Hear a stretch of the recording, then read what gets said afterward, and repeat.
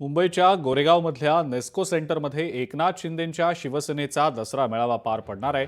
शिवसैनिकांसाठी नवी मुंबईमध्ये राहण्याची सोय देखील यासाठी करण्यात आलेली होती। मुंबई बाहेरून आलेल्या शिवसैनिकांसाठी ही सोय करण्यात आलेली होती।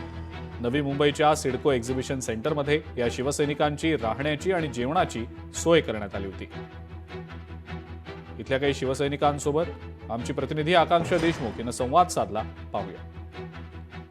मुंबईमध्ये आज संध्याकाळी शिंदेंच्या शिवसेनेचा दसरा मेळावा पार पडणार आहे आणि त्यासाठी जय्यत तयारी सुरू झालेली आहे। नवी मुंबईतून देखील अनेक शिवसैनिक आहेत ते मुंबईच्या दिशेने जाण्यास रवाना होणारच आहेत। मात्र जे शिवसैनिक बाहेरून येणार आहेत त्यांची सिडको एक्झिबिशन या ठिकाणी राहण्याची ही व्यवस्था करण्यात आलेली आहे।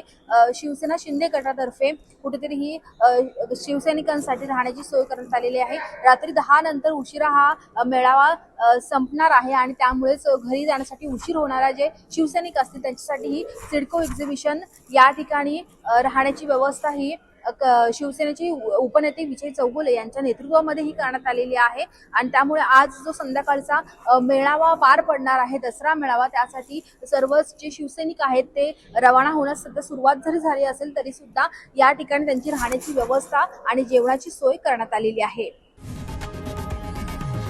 लोकशाही मराठी ऐका, पहा, जागरूक रहा।